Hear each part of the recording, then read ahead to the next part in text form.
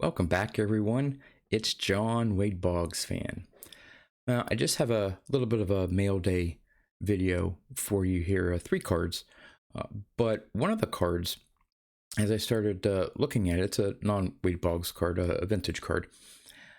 I got to looking at the player, and I did a little bit of homework, and I think he's pretty underrated when it comes to not only baseball history as well as the hobby.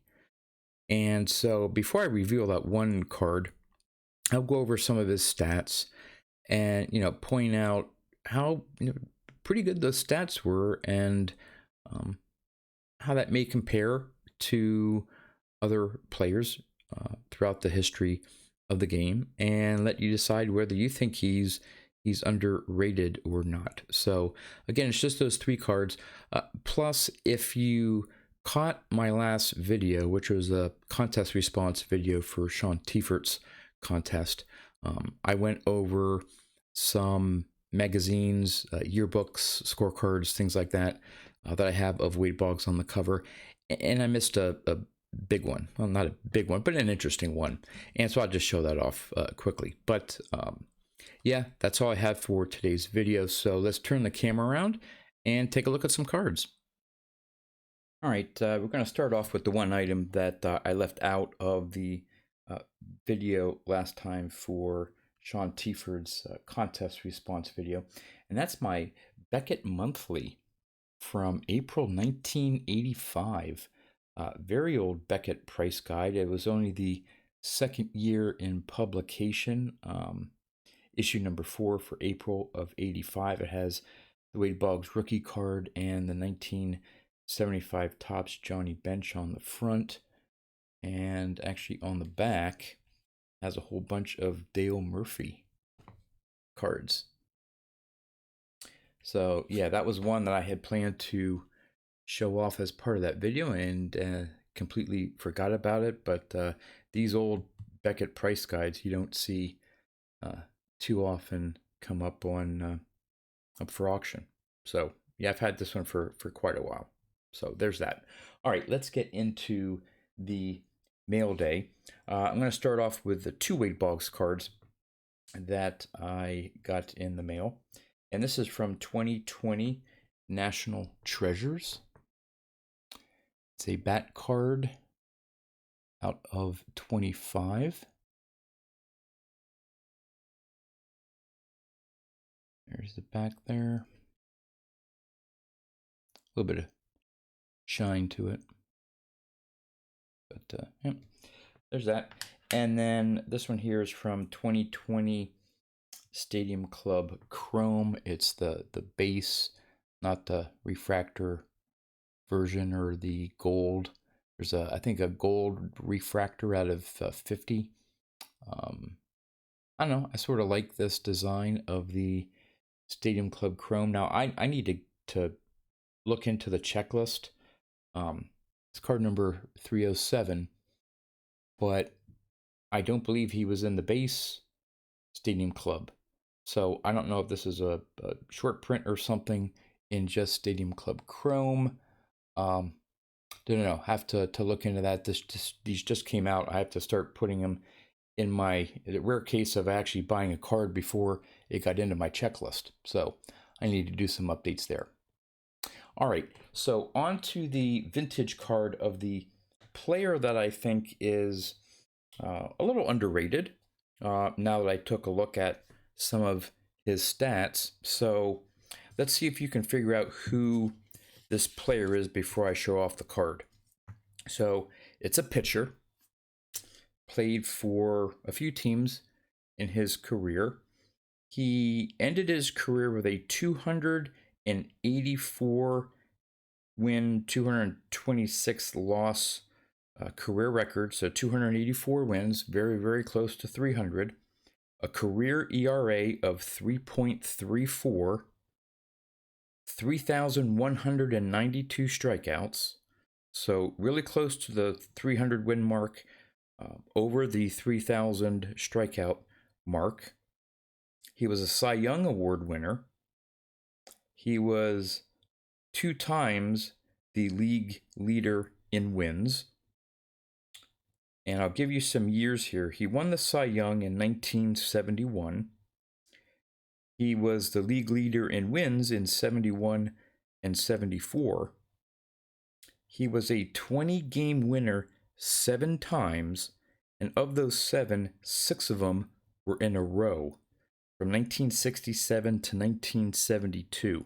The reason why I think he's a little underrated is he made the Hall of Fame in 1991, but he only managed to get on the Hall of Fame on his 3rd try.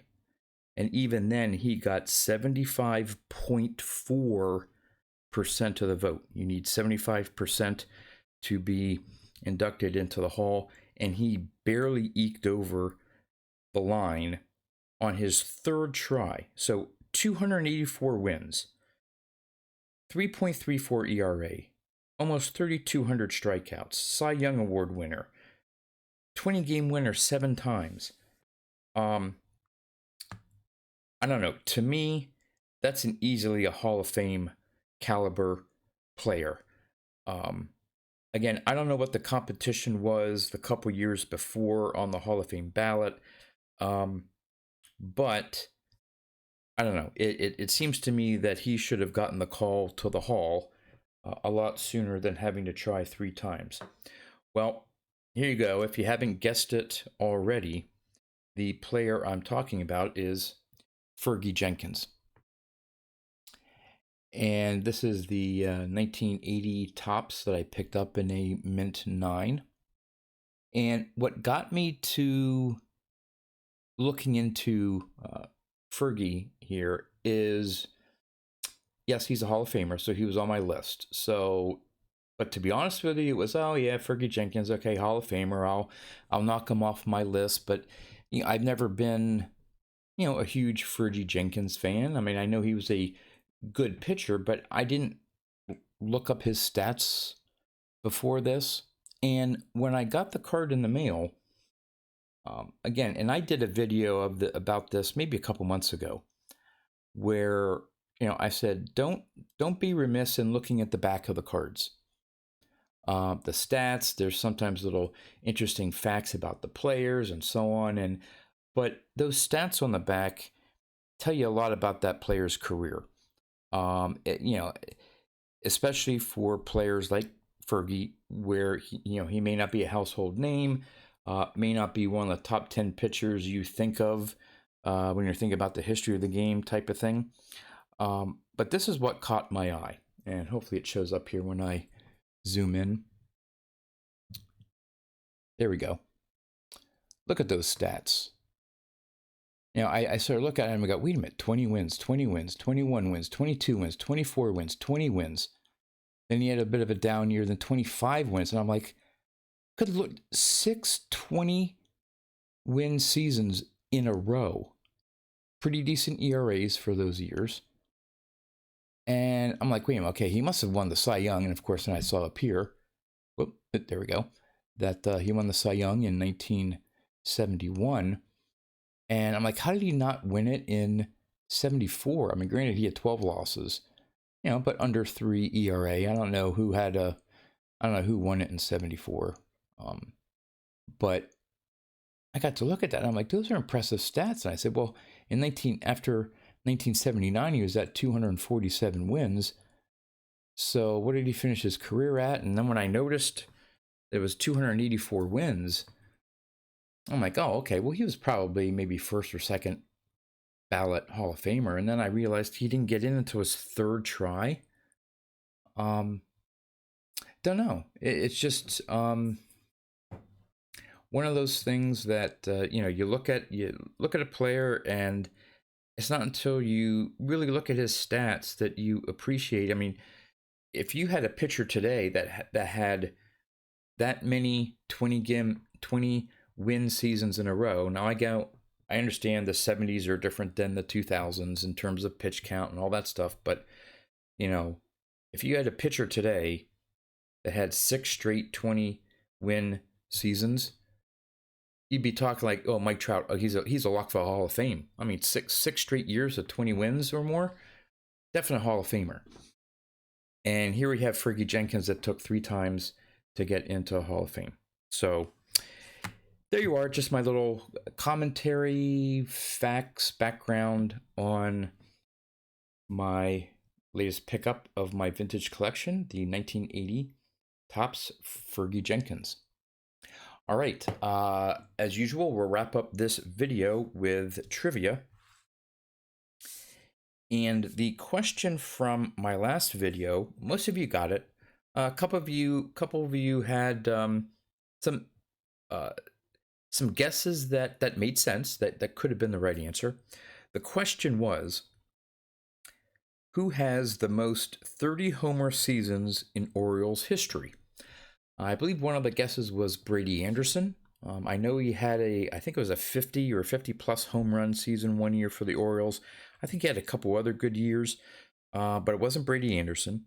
I believe someone else guessed Boog Powell. I didn't look it up, but I'm sure he had. I'm sure he's had a few 30 plus homer seasons for the Orioles. But the answer is, and the answer I think, who's been the answer for maybe a other trivia question or two, is Eddie freaking Murray. 5 seasons he hit 30 or more home runs for the Orioles. So there you go. All right, on to the new question for this video. Talking about the Hall of Fame. Which other player was inducted into the Hall of Fame in 1990 alongside Joe Morgan? So I had just mentioned in my discussion with Fergie Jenkins there of not knowing what the competition was in his first or second year of eligibility. Well, there were 2 inductees in 1990.